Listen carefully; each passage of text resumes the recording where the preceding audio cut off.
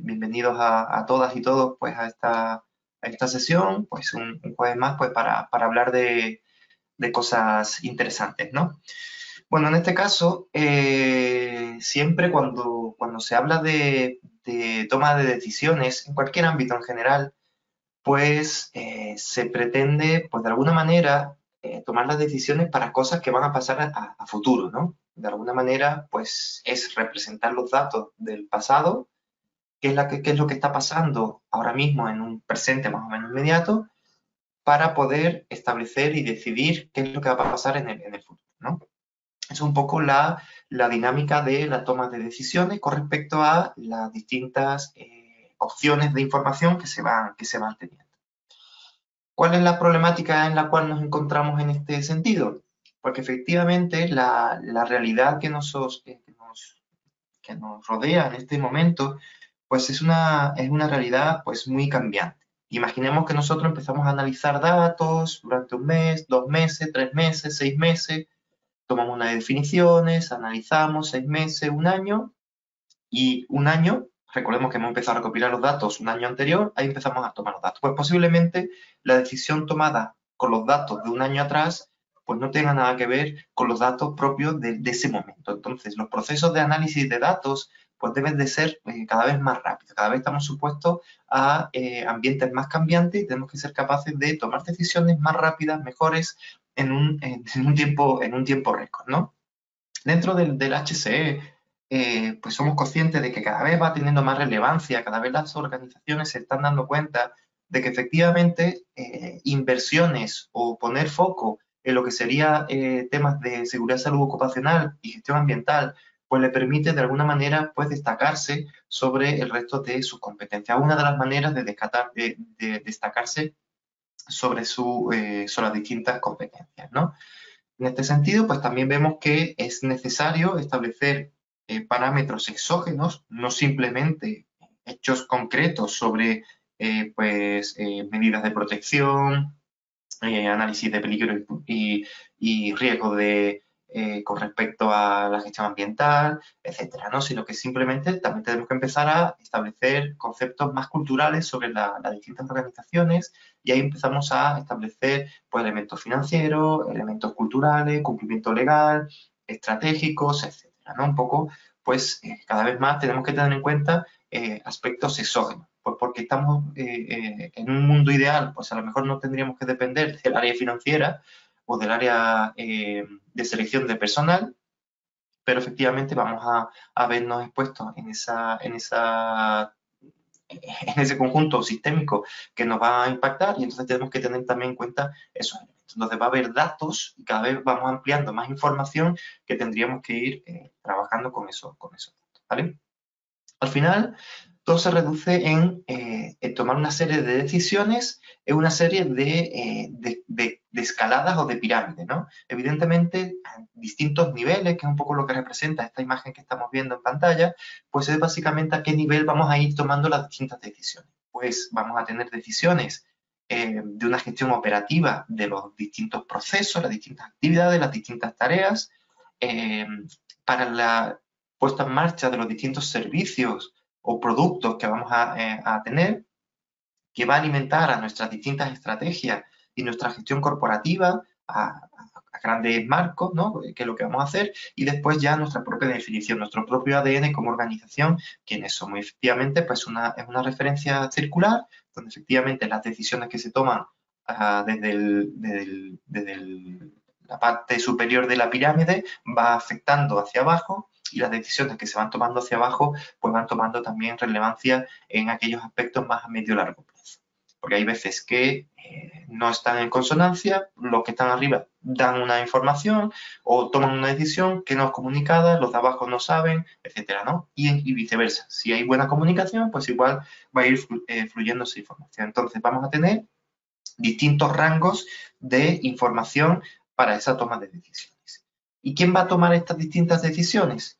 Pues los empleados y los equipos de trabajo más a nivel más de proceso, que son los que van desempeñando las distintas actividades, pues suelen tomar esa información para la toma de decisiones y la información de la que ellos disponen, ojalá esté estructurada y las decisiones están dentro de protocolos y reglas o procedimientos o guías de trabajo o instructivos que hemos establecido principalmente, ¿no? Pues si soy una industria, pues tengo que ir haciendo ciertas actividades pues ordenadas pues para que saca ese producto o ese servicio que estamos estableciendo, ¿no?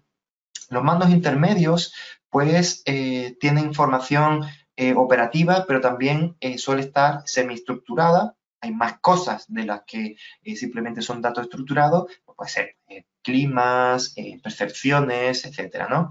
Y suele estar basándose más en indicadores de seguimiento de la gestión más a largo plazo, indicadores más estructurados, no simplemente datos, sino ya pues alguna formulación, etcétera. Y al final, pues los datos de la alta dirección normalmente es información que está agregada, es decir, de los distintos grupos de información. Es posible que no esté estructurada, sino que posiblemente haya mucha información muy desestructurada y las decisiones son muy estratégicas para los mercados, los productos, ir por aquí, por allí, vender, etcétera, ¿no? Ese tipo de forma en la cual pues, la alta dirección pues, se involucra dentro de la propia organización de los distintos procesos, ¿vale? Y dentro de que se toman decisiones a medio y largo plazo, ¿quiénes son los que toman las distintas decisiones? También a la hora de tomar decisiones tenemos que tener en cuenta, cuando estamos definiendo modelos de análisis de información, la tipología de la información corporativa que queremos establecer, ¿no? Y sobre todo tener en cuenta algo muy importante, que son los tipos de usuarios que vamos a tener, ¿vale? Habitualmente tenemos los usuarios que son granjeros de datos, ¿vale? Son aquellos pues, que van produciendo sobre todo más información, que suelen estar en la base de la pirámide que veíamos anteriormente, ¿no? La base de la pirámide, pues empleados, equipos, que son normalmente de gestión operativa de los procesos, ¿vale? Son usuarios granjeros, son datos muy de detalles y posiblemente muchos de los datos se los van generando ellos. Pues, la imagen clásica, alguien que va metiendo datos pues, en un Excel o alguien que va tomando la información, va metiendo información en su ERP y ahí va, pues, va generando pues, las distintas tareas, ¿no? Y van las distintas informaciones. Luego vamos a tener los distintos perfiles de usuarios que son más exploradores, ¿no? Son personas que empiezan a decir, ah, mira, pues yo tengo aquí este dato, quiero saber de dónde viene y quiero ver no sé qué, y oye, mira, aquí hay un dato de un accidente que produjo no sé qué, no sé cuánto, y quiero llegar a exactamente ese accidente, cuál es el análisis de información, etcétera, ¿no? Es una exploración más concreta de los distintos datos. Y por otro lado tenemos el perfil del turista, que es más bien pues alguien que va tomando información, va mirando y va intentando pues hacerse una idea, picoteando un poco de aquí para allá, ¿no? Es una visión de un usuario pues que va mirando, va pulsando datos, va mirando para acá, va mirando para allá, y en base a eso pues va teniendo una información, pero no es alguien estructurado como suelen ser los exploradores que van buscando una traza sobre algo concreto, sino que en este caso van mirando, van conociendo, ah, estuviste en Roma, sí, muy bonito, tal. Puede ser que vieran cosas o no, no sabemos muy bien qué es lo que están mirando. Por eso es importante saber también el tipo de personas a las cuales estamos haciendo la información, o nosotros como usuarios, pues también tendremos que saber exactamente cómo es lo que vamos a establecer, ¿vale? Una vez que hemos visto pues, los distintos rangos y posibles usuarios y personas que van a ir trabajando en la toma de decisiones en base a datos, tenemos que empezar a definir qué es tomar decisiones, sobre qué yo tomo decisiones, ¿no? ¿Sobre qué se toman decisiones? Pues sobre datos, pero datos así crudos, un 5, un 8, un 24, alto, medio, ¿qué? Entonces, a partir de ahí surge una serie de definiciones y objetos que nos van a permitir, pues, evaluar y conocer la realidad presente, pasada, pues para conocer un poco y anticiparnos en el futuro. En este sentido, pues vamos a tener una serie de definiciones. Por ejemplo, ¿qué es un indicador? Pues es un dato, un conjunto de datos que ayudan a medir objetivamente la evolución de un proceso o de una actividad, ¿vale? Ahí vamos luego a tomar unas decisiones más concretas porque esto es algo muy general, ¿no? Luego, pues tendríamos, ¿qué es una medición? Pues es la acción, efecto de medir, de comparar una cantidad con su respectiva unidad, ¿vale? Luego vamos a tener las distintas medidas, expresión del resultado de una medición, métricas que son criterios de medición, los distintos parámetros que vamos a utilizar, que son datos o factores que se toman como necesario para análisis o valorar una situación, ¿vale? En base a los parámetros, más allá de lo que sería la información del propio dato, pues le da como los metadatos de información pues, para tomar decisiones o para establecer criterios de análisis, ¿vale? Y todo esto, pues, intentaríamos ir componiendo la distinta información, pues, para establecer lo que serían cuadros de mando, que estos cuadros de mando pues, pueden ser cuadros de mando integrales, cuadros de mando pues simplemente tableros de controles, etc. De alguna manera representar en un panel las informaciones que de alguna manera tiene sentido pues para que el usuario pueda saber hasta dónde ir, ¿vale? Vamos a tener cuadros de mando pensando siempre en las 3 diapositivas que hemos visto anteriormente, ¿no? Oye, es un cuadro de mando de operación, es un cuadro de mando intermedio, un cuadro de mando de definición estratégica. En mi opinión, hay veces que uno empieza a definir los cuadros de mando y está todo mezclado. Y dice, ostras, pero ¿esto quién lo va a leer? ¿Y sobre qué vas a buscar aquí? ¿Vas a buscar acciones inmediatas, acciones intermedias, acciones de análisis, acciones estratégicas, acciones de descripción, de prescripción, de predicción, de prevención? No se sabe, ¿no? Entonces ahí es importante tomar esta serie de consideraciones que vamos a ir viendo a consideración y aquellas cosas que hemos conversado anteriormente, ¿vale? En este sentido, una vez que tenemos pues, definido pues, la información, de los tipos de información que podemos haber, podemos separar, esta es la teoría que nosotros presentamos acá como ejemplo, es un modelo descriptivo, ¿vale? En este modelo descriptivo, pues nosotros pretendemos conocer la situación actual. ¿Yo puedo centrarme solo en modelos preventivos?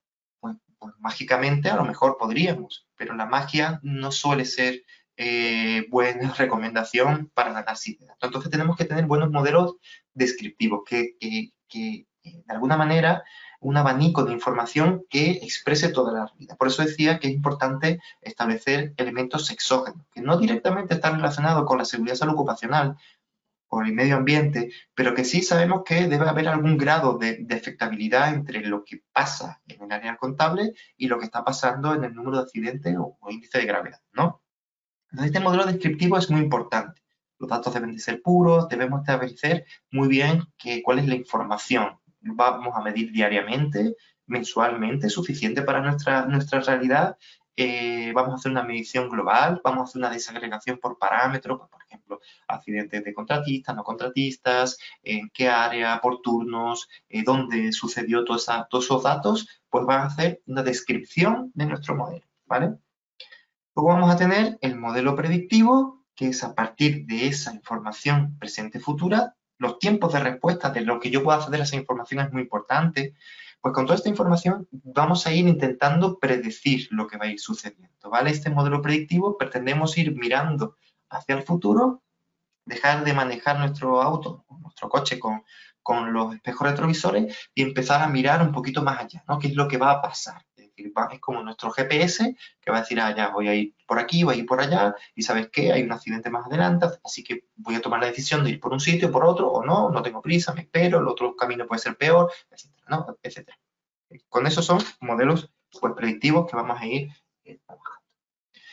Luego, dentro de estos modelos predictivos y detectivos o descriptivos, también tenemos que establecer distintas tipologías de indicadores, que son un poco lo que vamos a ir desarrollando en nuestros modelos o nuestras experiencias como ISOTOOL o dentro de los distintos elementos, sobre todo en mi área de ISOTOOL, de investigación y desarrollo, pues consideramos de manera esquemática estos dos grandes tipos de indicadores. Podemos tener otros tipos, pero en este caso para la toma de decisiones nos hemos centrado en dos grandes tipos, ¿vale? Lo que podrían ser indicadores rezagados o lagging indicators, donde vamos a establecer que son indicadores de cosas que irremediablemente son cosas que ya han pasado, ¿vale? Pues si alguien se cayó por la escalera, pues ya se cayó. Pues podríamos ir como a la película de Minority Report, donde alguien mira que no sé qué, pero bueno, en este caso es algo que ya sucede. Los indicadores adelantados son aquellos indicadores que de alguna manera me están haciendo una reflexión sobre algo que podría llegar a pasar, ¿vale?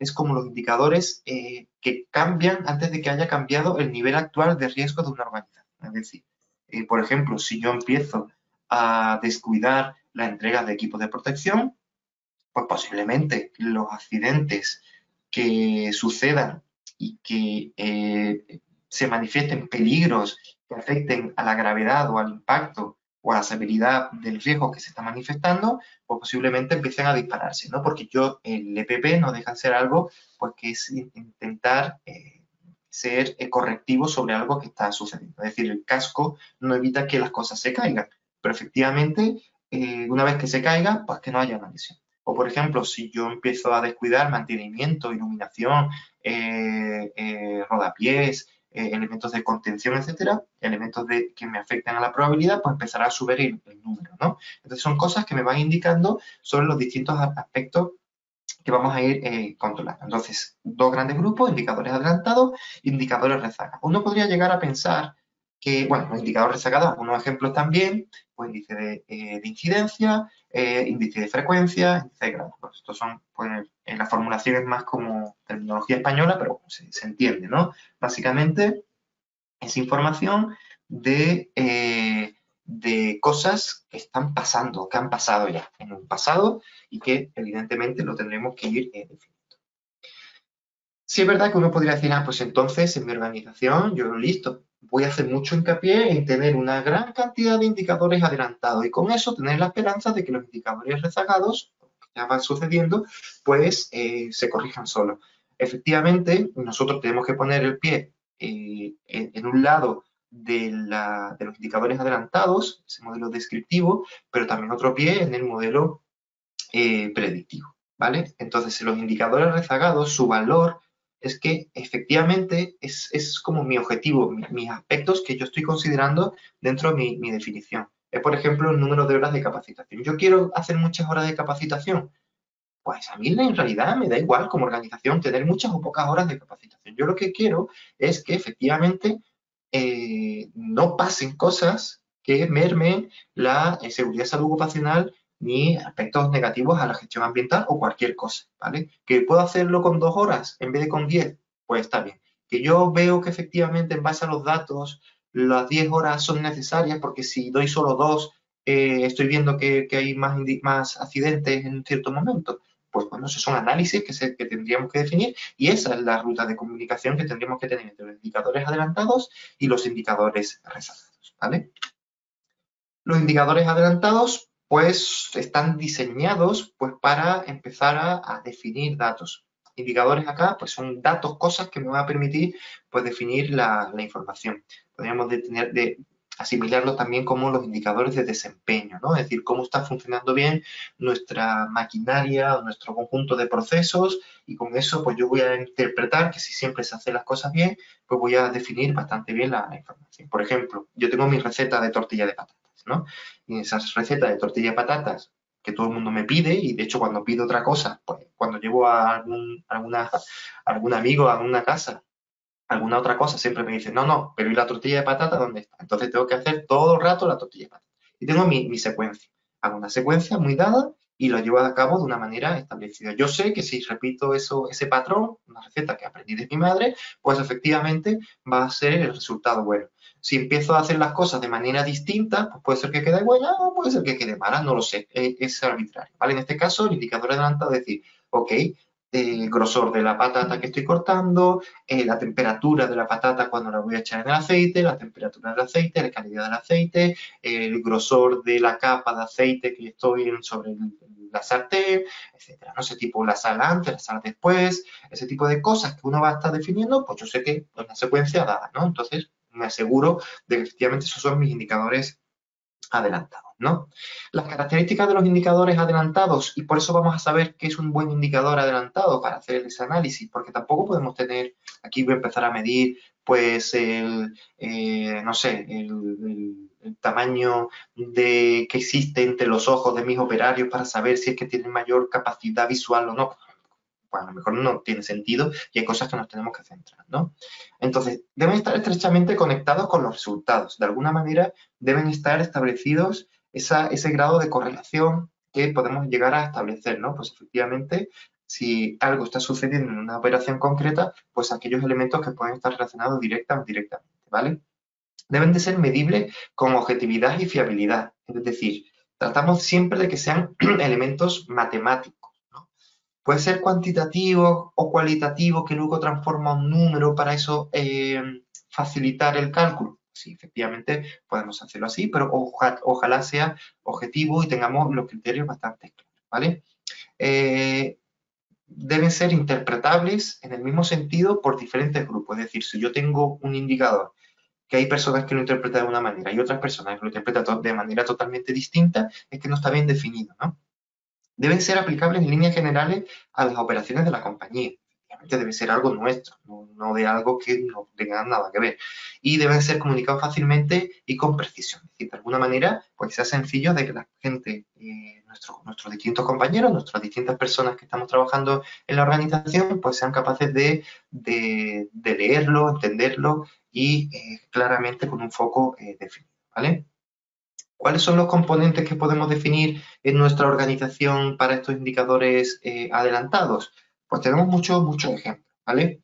Indicadores, identificación de peligro y evaluación de riesgos. De ahí van a salir muchos indicadores de información adelantado, pues por la probabilidad de un evento, la seguridad de otro evento, el número de veces que se hace esa actividad, las horas que se produce, etcétera, ¿no? Los mantenimientos de equipos e instalaciones, es decir, si se hacen o no se hacen, cómo se están haciendo, el modelo de gestión que se está haciendo, las veces que se hacen los mantenimientos preventivos, concienciación y participación, capacitación, etc., ¿no? Aquí pues se pone una serie de elementos que pueden ser puntos concretos pues para tener esos indicadores que son considerados como adelantados, ¿vale? La gestión de riesgos pues es algo bastante claro, en el cual si tenemos un buen modelo que no simplifique al máximo la realidad, para mí cuando veo en algunos clientes pues modelos del tipo ya, proceso, subproceso, peligro, probabilidad alto, medio, bajo, o probable, poco probable, y el impacto alto, medio, bajo, listo, ya, listo, se acabó. Ostras, pues me parece un poco simplificar tu realidad, a lo mejor una industria pesada, con distintas variables, etcétera, pues a lo mejor los factores de probabilidad pues lo tengas que derivar un poquito más, se hace muchas veces al momento, qué personas se están llevando a cabo, en qué momentos del día, etcétera, ¿no? Y el impacto, pues igual, hay riesgos de muerte, de menoscabo de la salud, etcétera, ¿no? Otra serie de parámetros. Y a partir de ahí, pues se hace el análisis pues, para establecer cuál es la diferencia. Por ejemplo, también el nivel de cumplimiento de controles, es decir, de la gestión de riesgos en teoría, debería salir pues la información del cumplimiento de controles, ¿no? Y hacer actividades para ese cumplimiento de controles también. No vale simplemente decir, ya, listo, ¿has visto si la política está correctamente publicada? Sí. ¿Se están haciendo correctamente la gestión de extintores? Sí. Ok, es una forma de información, se está llevando a cabo, pero también establecer un poquito más de rango. Se ha hecho y se ha hecho mal, se ha hecho bien, hay un grado de desviación, hay algo que deberíamos de estar estableciendo, etcétera. No sé qué grado de controles, pues también es importante establecer el diseño de los propios controles, también es importante, ¿no? Hay experiencias, distintos modelos donde podamos establecer distintos elementos. Por ejemplo, está el cuestionario nórdico, donde podemos establecer una serie que se llama cuestionario nórdico de seguridad y salud en el trabajo, que está muy ligado a la construcción, y ahí te dice una serie de elementos que es bueno pues analizar, ¿no? Capacitación y comunicación, muy importante, pues estos aspectos, como decía, no es el número de horas que yo capacito, sino cómo estoy capacitando, cuál es el feedback de la capacitación, el capacitador tiene capacidad, valga la redundancia, de expresar lo que realmente se quiere, etcétera, ¿no? Pues es muy importante establecer eso, cuál es el plan de capacitación, los canales de comunicación, etcétera, ¿no? Por ejemplo, algo tan sencillo como que en una organización trabaje personas de distintos países, incluso que hablen distintos idiomas, pues es importante pues, que de alguna manera se pueda interpretar la información en distintos idiomas también, ¿no? Mantenimiento y validación antes de la operación, es decir, chequeo antes de operación, la propia experiencia del profesional, qué es lo que se ha llevado a cabo, qué es lo que no, etcétera, ¿vale? En este caso, en temas de la experiencia profesional, si ha trabajado anteriormente o no, etcétera, es un aspecto que por un lado es bueno que las distintas personas tengan mucha experiencia, pero por otro lado puede ser contraproducente. Esto es una reflexión que estamos teniendo dentro de ISOTools sobre cómo ISOTools puede mejorar este aspecto de la experiencia profesional, porque hay veces donde las creencias que tiene un profesional pueden hacer que no vean la propia realidad de lo que esté sucediendo, ¿no? Distintos cuestionarios sobre la percepción que tienen las personas sobre la seguridad y salud ocupacional, etcétera, ¿no? Entonces, de todos estos elementos que hemos ido conversando, años de experiencia, calidad de los controles, inspecciones, observaciones de conducta insegura, liderazgo visible, cumplimientos del programa, evaluación de riesgos, vamos a tener una serie de datos, vamos a tener también datos históricos con respecto al, por ejemplo, índice de frecuencia, pues qué es lo que ha pasado, cuál es el análisis que hemos tenido previamente, etcétera, y hay una confluencia, ¿vale? Tenemos en ese análisis de datos, de indicadores adelantados, pues todo lo que estamos haciendo para evitar precisamente eso, y después por otro lado vamos a tener información pasada de indicadores, no solo nuestros, sino también podemos ir a la base de datos de los distintos países, donde podamos ir viendo esos análisis de dónde se están produciendo más accidentes, y con eso pues vamos a poder establecer un análisis preventivo sobre un hecho concreto, que en este caso es que sucedan o no sucedan accidentes, ¿vale?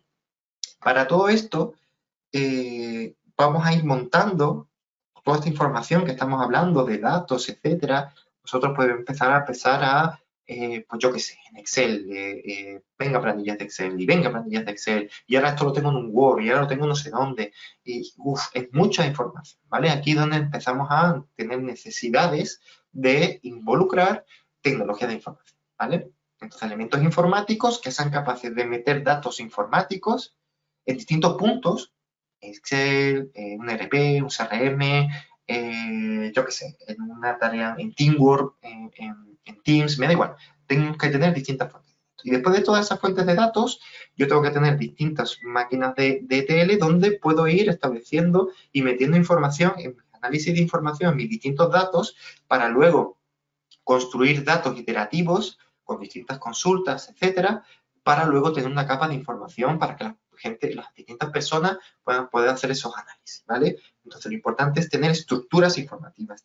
Tengan en cuenta que de todo este modelo es importante que siempre que vayan a utilizar una herramienta, ¿por qué usar una planilla en Excel? ¿Cómo estructurar la planilla en Excel? O el ERP que vayan a utilizar, o la herramienta que vayan a utilizar, siempre es necesario que sea capaz de conectarse entre sí, para generar lo que decíamos, ese data warehouse con toda la información que vamos a requerir, ¿vale? Estructurada, definida, etcétera. Imaginaos que tengo en un lado pues, el formato de fecha, algo tan sencillo. El formato de fecha lo tengo día, mes, año. Pero es que en el otro lado lo tengo año, mes, día. Pues ya simplemente eso, hacer casar esa información es complicado. Entonces tenemos que definir, saber el dato, cómo está, esa estructuración, para poder hacer ese análisis de datos futuro de una manera pues, lo más adecuada posible, ¿vale? Entonces vamos a tener distintas fuentes externas e internas, vamos a construir nuestro data warehouse y después vamos a tener distintas herramientas de análisis. En el esquema de información o de análisis de la información, porque hemos visto que pues, tenemos distintos datos, tenemos distintas informaciones de indicadores, tipologías, etc. La ruta intuitivamente que podemos establecer pues sería tener en este Business Intelligence que vamos a establecer, pues sería tener nuestro modelo descriptivo, es decir, de dónde voy a tener los datos y la calidad del dato y el formato del dato, los distintos diagnósticos que vamos a poder establecer con esa información, ya la construcción propia del propio indicador. Esta información debe ser simulable, o sea, podemos establecer simulaciones, pues qué sé yo, pues si voy a ver qué pasa si en noviembre del 2021, pues hago esto, ¿qué es lo que va a pasar en diciembre del 2021? ¿No? Algo así, ¿no? De manera que podemos establecer elementos predictivos. En base a esa predicción, yo voy a prescribir, voy a hacer una prescripción, pues como esto puede llegar a pasar, voy a tomar decisión y lo voy a establecer aquí. Y en esa decisión es donde vamos a tener una prevención, porque vamos a ser capaces de que, por hacer eso, anticipándome en base a los distintos datos que he establecido, pues voy a ser capaz de prevenir un suceso negativo, o voy a ser capaz de prevenir y voy a hacer que suceda un hecho positivo, ¿vale? ¿Qué herramientas de predictibilidad podemos establecer? Bueno, estas son herramientas basadas también en como indicadores que me vayan a permitir anticiparme de alguna manera, ¿no? Los métodos TR, que son aspectos ligados a ámbitos de trabajo, andamio, escaleras, maquinaria, protección contra caídas, etc., ¿no? Establecer que si yo, como la tortilla de patatas, ¿no? Si yo hago esta secuencia, pues voy a estar seguro. En nuestro caso, pues sería una especie de herramientas que me van a permitir, en base a todos estos puntos, pues establecer elementos de prevención. Luego están los métodos El MERI, que es bastante sencillo en inspección y seguridad, donde vamos a poder establecer distintas tipologías de inspecciones, etc. El método Curran, pues más ligado a aspectos cualitativos de la gestión de riesgo, y el CONRAD, pues está ligado a la evaluación de riesgo previa para validar el nivel de riesgo en una obra concreta, ¿vale? Son aspectos y técnicas o metodologías para ir también depurando esos indicadores de alguna manera adelantados, ¿no? Qué manera vamos a establecer predeciblemente, vamos a ser capaces de, si hacemos esto, pues que lo otro no nos llega a pasar, ¿vale? Sobre elementos. Cada uno pues va a ir adaptando. Lo ideal es que se vaya adaptando a su propio elemento. Porque la idea es predecir, es decir, decir que algo va a pasar, ¿no? Es como cuando estamos viendo una serie y decir, ah, el malo es ese. ¿Qué datos he tomado yo para que sepamos que el asesino era el mayordomo, ¿no? Pues ese tipo de cosas, pues lo tendríamos que establecer, a no ser que la película o la serie haga trampa, ¿no? En este sentido, estamos viendo que son muchos datos, son muchas informaciones. Una de las cosas que estamos viendo es que en los distintos comités de análisis para la toma de decisiones, poder tener toda la información, establecer todos los distintos datos, es cada vez más difícil, ¿vale? Entonces aquí donde entra pues un aspecto pues, que está muy de moda, que ya lleva bastante tiempo, que es la inteligencia artificial, ¿vale? Dentro de los distintos elementos de inteligencia artificial, que muchas personas dicen, pues son elementos estadísticos matemáticos, que le pongo un nombre más bonito, lo pongo en herramientas informáticas y eso sucede, pero está basado en una fuerte documentación matemática, ¿vale? De hecho, hay películas de autor que ya hay términos de inteligencia artificial que no se llamaba inteligencia artificial, pero era basable a inteligencias no humanas, ¿no? O conceptos matemáticos que eran capaces de definir sucesos que iban a pasar o tomar decisiones de una manera más automática. ¿Vale? En este sentido, lo ideal sería tener una especie de, como de aparato que identifiquemos toda la información, ¿vale? Entonces, que nos diga, ya listo, pues cojo toda la información de todos los accidentes que ha pasado, cojo toda esta información de todos los análisis, las inspecciones, las capacitaciones, toda esa información, lo meto en un cóctel, una coctelera, lo agitas y sale cierta información pues, para que las personas podamos tomar decisiones. Siempre hay un concepto de validación por parte de un comité de expertos, una serie de personas dentro de los distintos niveles que habíamos antes, pues para interpretar esa información. Pues puede ser que el origen de datos no esté correcto y haga ciertas variabilidades, pues para esa información, ¿vale? Entonces, la inteligencia artificial lo que nos va a permitir es, en base a los distintos datos, vamos a ir construyendo, vamos a ir metiendo, definiendo los distintos indicadores adelantados. En base también a lo que ha ido pasando, los indicadores predictivos, vamos a ser capaces de establecer y ser futurible algo de un indicador que es rezagado, ¿no? Es predecir o en este sentido, establecer qué es lo que va a pasar o potencialmente en base a probabilidades también, qué es lo que va a pasar en un futuro en base a una secuencia de elementos dados. Oye, es que al final el número de accidentes, la máquina me estaba diciendo que iba a ser de un 10% y resulta que es que ha sido de un 20%. Ah, ya, listo. ¿Y qué ha pasado? Ah, no, es que sabes qué, no hicimos el plan de capacitación no fue completo, aquí resulta que la persona hizo un turno doble, no, es que resulta que la persona que estaba haciendo esta operación, porque es una baja o licencia médica, o el sustituto no sabía muy bien cómo operar la maquinaria, etc. Listo. Pero son cosas que efectivamente deberíamos haber establecido. Y si esa información nosotros la tenemos definida, es decir, vamos a meterle la máquina, ¿qué pasaría si vamos a meter aquí una persona que no tiene competencias dadas? El sistema debería decirte, ojo, que va a pasar esto. Entonces, esa definición, esa traza de datos, pues evidentemente es necesario tenerlo. El sistema no es adivino. Si no lo alimentas, si no se lo dices, pues tampoco va a ir solo a coger el dato o te va a dar así con un papel en la cabeza porque no lo has hecho, ¿no? Es necesario pues tener esa identificación, ¿vale? ¿Cuáles son las distintas fuentes de datos para construir este ETL que decía? Pues tenemos distintos, ¿no? Los RPs, distintos CRMs. En CRM también hay mucha información pues, del propio cliente, cómo es, etcétera, ¿no? O de la propia operación. Software de gestión de personas, pues, por ejemplo, que decía, número de horas trabajadas, gestión de turnos, etcétera, ¿no? Las competencias de las propias personas. La persona tiene puede manejar camiones de cierto tonelaje, por ejemplo, ese tipo de cosas, ¿no? Software de sistemas de gestión, pues también hacemos investigación de accidentes, incidentes, etcétera. Datos históricos de estándares estadísticas o de entidades estadísticas propias como Instituto Nacional del Trabajo, datos meteorológicos, etcétera, ¿no? Y una gran información. También, pues, datos financieros, contables, pues también puede ser que sea muy interesante, pues, meterlo en nuestro batiburrillo, pues, para la toma de decisión, ¿vale? En cuanto a la investigación de accidentes, pues lo importante que podría llegar a ser, aquí hago un desglose de ciertos elementos que es necesario establecerlo como parámetros. Son parámetros de análisis para poder desglosarlos y establecer la información, ¿vale? Y en este sentido, un caso típico, por eso nosotros nos hemos centrado mucho en la parte de accidentes, por el caso típico es la pirámide de Heinrich, ¿no? En la cual, pues, decía, ¿no? Pues 300 accidentes sin lesión provoca 29 accidentes leves y 29 accidentes leves pues provoca un accidente mortal o grave. Esta es la pirámide que se querría llegar a establecer, ¿vale? Los números, pues esto es como decir, pues cada vez que doy 10 pasos voy a llegar a una farmacia, pues no tiene mucho sentido, ¿no? Pues depende de dónde esté. Entonces, en este caso, dependiendo de dónde nos encontremos, puede ser que sea este número o no, ¿vale? Pero esto es un ejemplo de predecir el número de accidentes mortales que voy a tener en base a cosas que van sucediendo anteriormente. En este caso son todos concatenando indicadores rezagados, pero podría ser, pues, si hago 300 sesiones de inspección, eso va a producir, pues, no sé cuántos accidentes o va a mitigar no sé cuántos accidentes. Si hago no sé cuántas botellas de cristal, pues, cuáles son las que van a producir algún tipo de accidente, ¿no?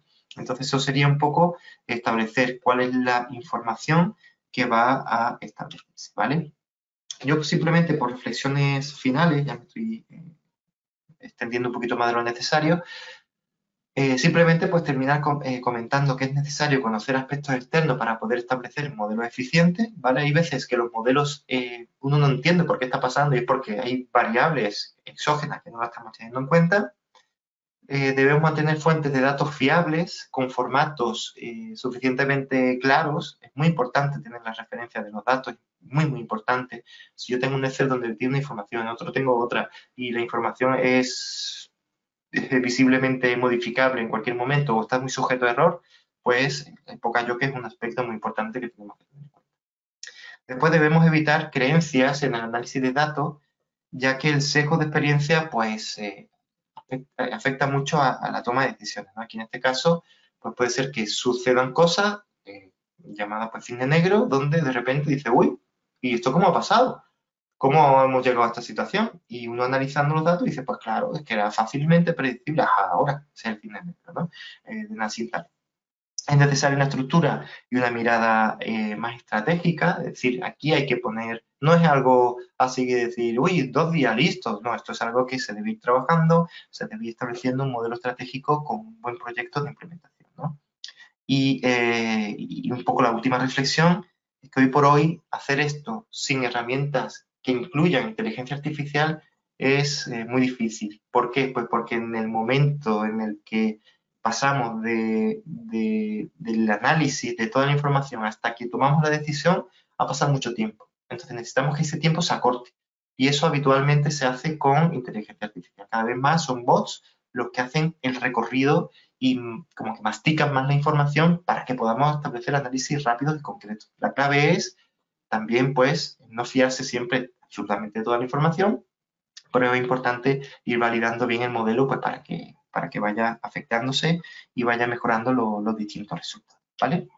Bueno, en este caso, yo hasta aquí era lo que quería compartir con vosotros y vosotras.